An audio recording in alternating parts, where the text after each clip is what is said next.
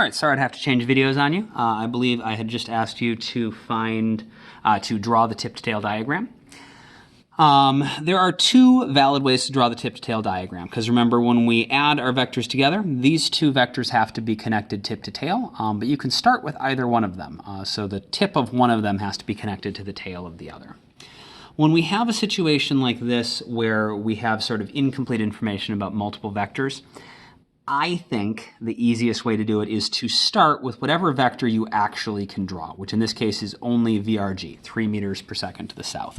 And I'm going to draw it sort of in the middle of my page because I don't know what the rest of it's going to look like yet. And so that way I've got space on all sides. Now, the one that's connected tip to tail with it, VPR, is 4 long, but I don't know the direction. And so I don't want to try to draw that right now, because if I draw it in all the wrong spot, I'm going to have to erase it and start over. But the other one, on the other hand, the resultant, the one connected tip to tip and tail to tail, that's just an arrow pointing east. And that's not so bad. If it's the wrong length, I can either just add a little bit more or I can erase a little bit, but that's going to be a lot easier to modify. And so I'm going to start with this one that is pointing east. And because this is the resultant, it has to be connected either tip to tip or tail to tail with this one. And so if it is connected tip to tip, it would look something like this. And then I would just make it as long as it needs to be. So VPG. If it is connected tail to tail, which is also equally fine, that would be something like this. And I'm not going to put the tip on it yet because I don't know how long this arrow needs to be. But that's eventually going to be my VPG. And this is my 3 meters per second VRG. All right, I know my other side needs to be 4. So the thing that I connect tip to tail to my 3, it needs to be 4 long. And so I'll just sort of make this what looks like it's about the right scale. Doesn't need to be perfect, just do the best you can. Make sure everything's connected in the right order. So my 4 has to be connected tip to tail to my 3. And so this side is going to be VPR, which is 4 meters per second.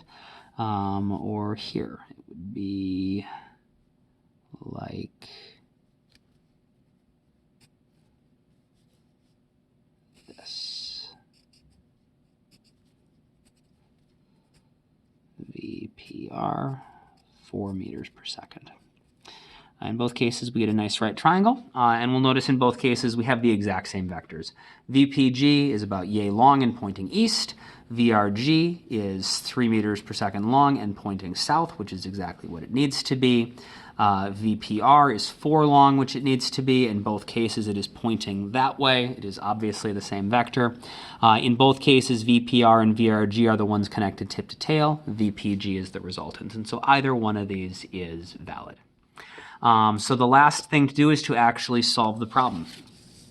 So we need to figure out what heading does Princess Ducky need in order to set a course due east. And also, how fast will she appear to move from the perspective of the ground? So one last time, pause the video, try to solve that, unpause when you're ready to go over the answer.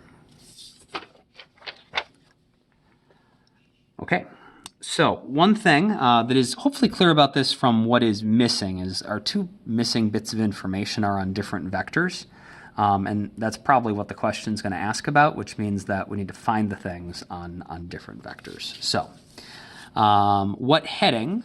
We know heading is the direction that we are facing. It's going to be the direction that we are moving compared to the water, the air, whatever it is that we're moving through. And so in this case, it's going to be the velocity of Princess Ducky compared to the river. The direction on that is the heading. So that's the first thing we need to find. And then how fast she's moving compared to the ground, that's the magnitude of her velocity compared to the ground. And so that's going to be the magnitude of VPG. This part, that's the how fast bit.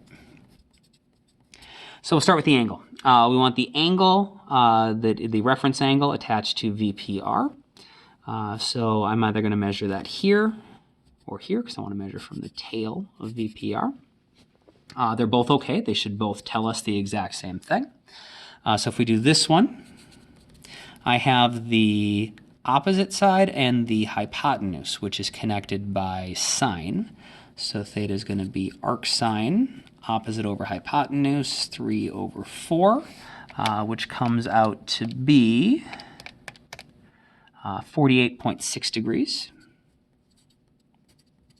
And we would describe that as being north of east.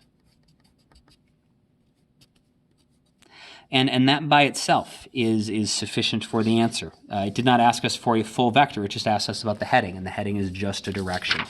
There's a second equally valid answer, though, of course, using the other diagram. This time we have adjacent and hypotenuse, so that's going to be arc cosine. Adjacent over hypotenuse, 3 over 4. And I know what this should be, but we'll just double check and make sure the math works out. 41.4 degrees east of north.